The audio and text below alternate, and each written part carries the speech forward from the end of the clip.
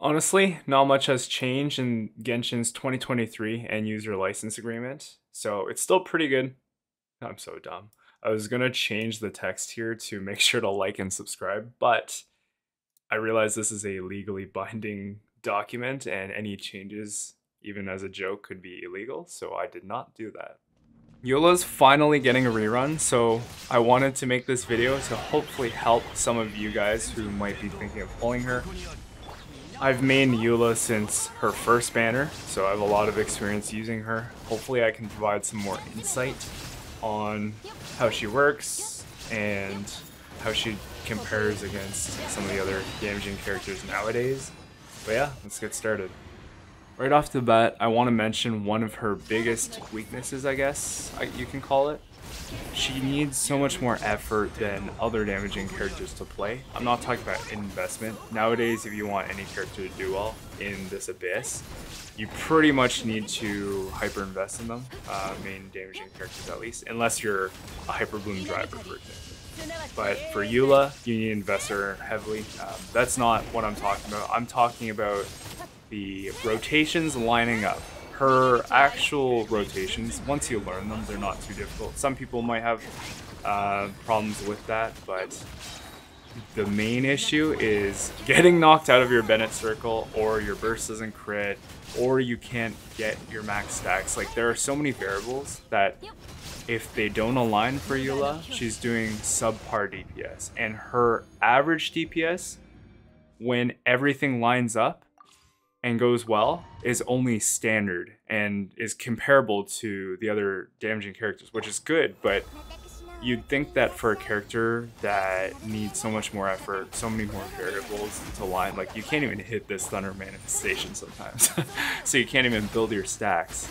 You'd think that there would be some bonus damage or some, reward for doing that. So I think that a lot of people might be frustrated with her gameplay because they don't find her damage rewarding for the amount of effort they put in, which is true. A lot of other characters have issues with being melee range as well, but it's even more important for Eula because if she's not, she can't build her stacks, and her burst is half of her damage at low, or not talking about C6. And nowadays, another issue with Eula is she doesn't really have any synergistic teams. Superconduct as a reaction is, I feel, really, like, it sounds good on paper, and it's okay, but it doesn't do anything crazy for physical carries compared to, amplifying reactions like Melt, Vaporize, and then there's the Bloom. All the Dendro reactions pretty much aggravate spread. She needs something, or I feel like they need to buff Superconduct. Maybe give it a defense shred or something. Right now, her best teams, if you don't have like a C3 Raiden pair for her, and honestly, Raiden gets held back by Eula teams, like she'd be better in her own. So Eula is mostly played nowadays with Hyper Bloom teams, as you're seeing on screen. You can see me using Elan's C6 attacks, but the Drake actually increased his Hydro Res, so they're doing like 0 damage, so not really using Elan's C6 here.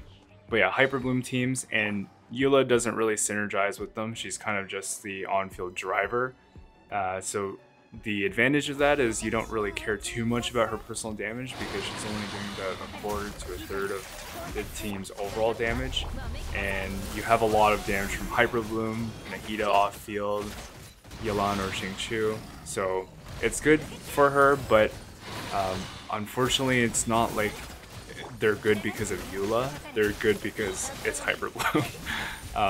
And that's kind of what Eula's been relegated to in Sumeru, which is not necessarily a bad thing, because if you really like Eula and want to use her, these teams are good. Like, Hyper Bloom is obviously good, and you don't need to worry too much about Eula stacks or getting the perfect rotations because her damage isn't what's doing the most damage on those teams. So makes her team options more flexible in that sense, but I know most people want an actual Eula hyper carry team, which hopefully we can get in the future. even with her hyper carry teams, she can still 36 star the Abyss. No problem at high investment and a little bit more effort. Might need a couple resets to get that ult to crit or get the right stacks. But again, if you really enjoy her, she's got some of the best animations. Feel free to go ahead and pull for her. You won't be disappointed. It's just be aware that she might be a bit underwhelming at times. So I haven't really changed her build in a while. She's got R2 that I got from her initial banner. When she first released, she was my first main. I crowned her, double crowned her, got her C1 as well. I just splurged a little on Eula at the time. So she's got a special place in my heart. I haven't really used her much in the last year and a half, unfortunately. I just wish there were better or more fun teams than her because I don't want to just toss her into Hyper Bloom. Here, I'll show you another build that actually does more damage but gives her less ER. Anyway, hopefully this helped some of you. If you have any questions, of course, make sure to leave them in the comments and I will get to each and every one of them. So thanks again for watching and I will see you next time.